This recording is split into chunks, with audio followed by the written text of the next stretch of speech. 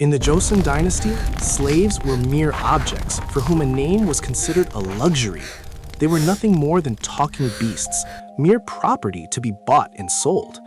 But amidst the gruesome battlefields of the Imjin War, Admiral Yi Sun-sin, the ultimate hero, took up his brush every night to record their names in his diary.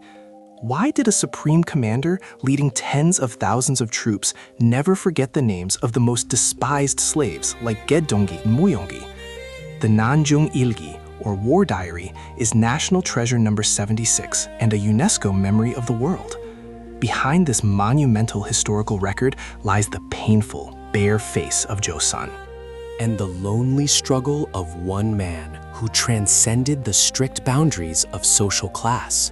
When the Imjin War broke out in 1592, the rigid caste system of Joseon collapsed in the most miserable way imaginable. The high-ranking nobles and generals who were supposed to protect the people were the first to flee to save their own lives, leaving the abandoned commoners entirely defenseless against the blades of the invading Japanese forces. In this horrifying moment of absolute despair, the ones who stood by Admiral Yi Sun-sin until the very end were none other than the slaves. Within the pages of the Admiral's diary, it is not just the high-ranking officials who appear, but the names of hundreds of the lowest commoners. From Gaejilgum, a common name mocked by the nobles as literally meaning dog dung, to Muyongi, Gatdong, and Cholme. To the Admiral, they were never just disposable tools of war. They were invaluable messengers who risked their lives running through enemy lines, and they were the dedicated logistics officers who bled and sweated to ensure the army did not starve. Of course, among the folk tales passed down through the generations, there are thrilling legends claiming that Admiral Yi sat face-to-face with slaves at the dining table, secretly discussing the core engineering principles of the famous turtle ship. In truth, this is closer to a dramatic fiction added by later generations to honor the Admiral's great character. But, ladies and gentlemen, the astonishing historical fact we must truly pay attention to lies elsewhere. The essential truth that the Admiral conversed with them without any prejudice to gather battlefield intelligence, and that he trusted their capabilities far more deeply than those of the noblemen, is 100% verified history with not a single ounce of falsehood. As the devastating war dragged on, the Admiral's inner world burned with endless isolation and conflict. Sternly scolding the incompetent and negligent noble commanders, he fought a deeply lonely battle.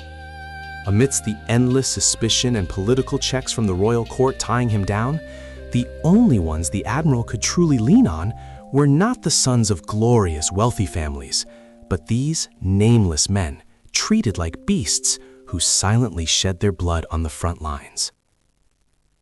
In the strict Neo-Confucian caste society of Joseon, slaves could never be treated as human beings. However, Admiral Yi Sun-sin collided head-on with that unbreakable social order. He directly petitioned the royal court for those slaves who had achieved merit, strongly recommending that they be emancipated from their slave status. To the eyes of the ruling class at the time, this must have seemed like a tremendously heretical and almost treasonous act. In 1597, a plague far more terrifying than the enemy's swords swept across the military camps. Countless soldiers collapsed, vomiting blood, and the loyal servants who guarded the Admiral, Gatdong and Cholme, could not escape the epidemic in the end. When they turned into cold corpses, the supreme commander of Joseon, Admiral Yi, cast aside all his noble dignity and wept bitterly. His war diary records his profound grief exactly like this. It is truly pitiful. My heart aches, and the sorrow is simply unbearable.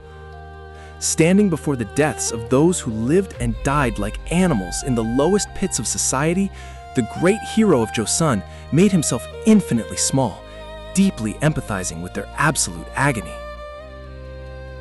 To call out someone's name is a noble act of completely acknowledging their very existence. Hundreds of years later, the message this story delivers to us living in modern society is strikingly clear. In moments of crisis, Admiral Yi boldly discarded superficial prestige and empty formalities, focusing solely on actual ability and devotion, showcasing true pragmatic leadership.